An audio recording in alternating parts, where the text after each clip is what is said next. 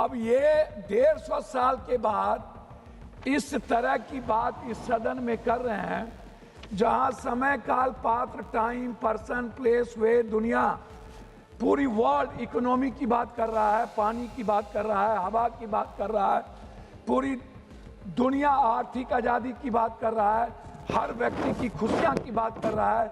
ये हमें संस्कार पढ़ा रहे हैं, कोई संस्कार नहीं है।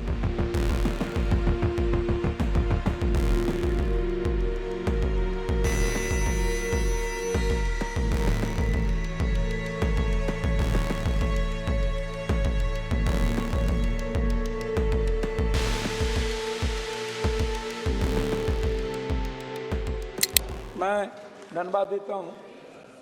रविन्द्रनाथ टैगोर की एक वाक्य पहले मैं शुरू करता हूँ। रविन्द्रनाथ टैगोर ने संकीर्ण राष्ट्रवाद पर सवाल उठाया था। मैडम, मैक नहीं बजा, मैक मैक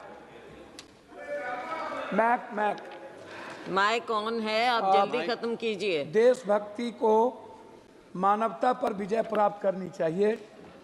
उन्होंने विश्व बंधुत्व पर जोर दिया और प्रसिद्ध रूप से कहा, देशभक्ति हमारा अंतिम आध्यात्मिक आश्रय नहीं हो सकती, मेरी शरण मानवता से है। उन्होंने सच्ची आज़ादी के बारे में सवाल उठाए और पूछा, क्या आप अस्वस्थ हैं, क्या आप स्वतंत्र हैं, क्या आप खुश हैं, और लोगों की सच्ची आज़ादी के लिए संकीर्णता से ऊपर उठने की चुनौती उन्होंने दी। टैगोर की देशभक्ति की दृष्टि जो अमार सोनार बंगला जैसी कविता में दिखाई देती है कि भारत की आध्यात्मिकता, महानता और मानवीय संबंधों पर केंद्रित थी, न कि राजनीति पर।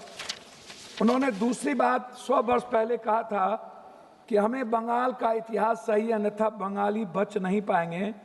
बंगाल का इतिहास चाहे जैसा भी लिखा जाए, यह मातृभूमि के लिए एक पुष्पांजलि है। क्या एक गरीब व्यक्ति जो सोना और चांदी इकट्ठा करने में असमर्थ है, उसे जंगली फूलों से मातृभूमि को श्रद्धांजलि नहीं देनी चाहिए? ये बात रविन्द्रनाथ टैगोर ने तीसरी पंक्ति उन्होंने कही थी, शक्ति, बुद्धि और धन मानवता का हिस्सा हो सकता है, लेकिन क्या शांति, सद्भाव और अच्छाई इससे भी उच्चतर हिस्सा नहीं है? इनको समझ में नहीं आएगा मैडम कि राष्ट्रीय गीत हमारे जीवन की संस्कृति है, हमारा संस्कार है, हमारा चरित्र है, हमारा विचार है, हमारे चिंतन में है, हमारे समर्पण में है, आहार व्यवहार खान पान में है, हमारे दायित्व और कर्तव्य की मूल आत्मा है और भावना है। अब ये 150 साल के बाद इस तरह की बात इस सदन में कर रहे हैं, जहां समय, काल, पात्र, टाइम, पर्सन, प्लेस, वे, दुनिया, पूरी वर्ल्ड इकोनॉमी की बात कर रहा है, पानी की बात कर रहा है, हवा की बात कर रहा है, पूरी दुनिया आर्थिक आज़ादी की बात कर रहा है, हर व्यक्ति की खुशियां की बात कर रहा है। ये हमें संस्कार पढ़ा रहे हैं, कोई संस्कार नहीं है। ये वो लोग हैं मैडम, वंदे मातरम सिर्फ एक चीज नहीं है, वह निभाने की चीज होती है। राष्ट्रीय गीत सम्मान जरूरी है, पर राष्ट्र की समस्या का समाधान, ये बात हम नहीं कह रहे हैं, ये बात रविन्द्रनाथ टैगोर ने कहा था। साहस, बलिदान और राष्ट्रभक्ति का प्रतीक, राष्ट्रवाद से ज्यादा मानवतावाद, नव मानवतावाद, नैतिकतावाद, मूल्यवाद एवं रोटीवाद का महत्वपूर्ण परिभाषा है। देशभक्ति भूखे से और भूखे पेट नहीं चलती है। इसीलिए उन्होंने कहा था कि वंदे मातरम सिर्फ गीत नहीं, मूल्यों का प्रतीक है। उन्होंने साफ शब्दों में एक बात कही थी कि कुछ लोग कभी आएंगे, शेर का खाल पहनेंगे और उसके शक्ल में शेर बन करके भारत की मूल आत्मा पर, मैडम बोलने तो दीजिए, की बात करेंगे। मैडम, मैं कुछ चीज नहीं कहना चाहता, और की बात कहे थोड़ा सा समय दीजिए। संविधान को जलाया किसने था? संविधान, देश के संविधान ने भारत लोकतंत्र बनाया, जलाकर आप किसे संस्कार का परिचय दिए? मैं आपसे जानना चाहता हूं, 53 साल आपने राष्ट्रीय झंडा क्यों नहीं लगाया? मैं आपसे जानना चाहता हूं कि आपके संस्था में, संगठन में और आपके संघ में कभी वंदे मातरम की संगीत और गीत क्यों नहीं हुई? कभी उसका सम्मान क्यों नहीं हुआ? मैं लाखों, दूसरी बात, मैं आपसे एक बात कहना चाहूंगा, जब पूरा दुनिया, आप जो आज यहाँ अपनी कमियों को ढकने के लिए, मैडम 2-3 कमियों को ढकने के लिए, आप छुपाने के लिए, जो ये 150 साल के बाद जो पूरी दुनिया जिसका सम्मान करती है, पूरा राष्ट्र जिस सच्चाई के रास्ते चलता है, आप जिनको, आप एक बात बताइए, आजादी के वक्त आप कहां थे? नेहरू जी 10 साल जेल में रहे, मिट्टी पर रहे।